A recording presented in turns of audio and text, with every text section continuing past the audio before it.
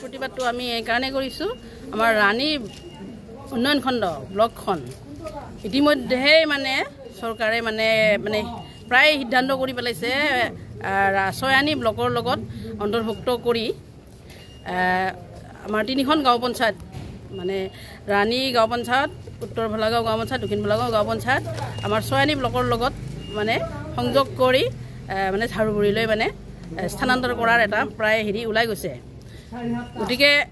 আমি তীব্ৰ প্ৰতিবাদ তাৰে জনাবলৈ আমি আজি এই কাৰ্যসূচী প্ৰতিবাদী কাৰ্যসূচী পালন কৰিছোঁ আৰু এই প্ৰতিবাদী কাৰ্যসূচীত পাহাৰৰ এলেকাৰ মেঘালয়ৰ সীমাৰ দুৰ্গম পাহাৰৰ গাঁওসমূহৰ গাঁওবাসী আজি আহি আমাৰ প্ৰতিবাদী কাৰ্যসূচী ভাগ লৈছে আৰু তেওঁলোকে মেঘালয়ে ইমান দুৰ্গম এলেকাত তেওঁলোক থাকে আৰু মেঘালয়ে ইতিমধ্যে মেঘালয়ৰ মানে গাঁওবিলাক মানে সীমান্তৰ গাঁওবিলাক ডুমুপাহাম জালুকপাহাম নংটাৰী ভালুকখোৱা ৰংমালী বৰভাঙা এই সকলোবিলাক গাঁও তেওঁলোকৰ বুলি ইতিমধ্যে দাবী কৰি চাৰ্কুল অফিচত দিছে আমাৰ অসমৰ চাৰ্কুল অফিচত পলাকবাৰী চাৰ্কুল অফিচত এখন লেটাৰ আহিছে বুলি আমি গম পাইছোঁ মেঘালয় দিছে ইতিমধ্যে গতিকে এই ইমান দুৰ্গম পাহাৰ এলেকাৰ পৰা আহি এই ব্লকত কাম কাজ কৰাৰ কাৰণে তেওঁলোকৰ কিমান অসুবিধা তাতে যদি আকৌ এই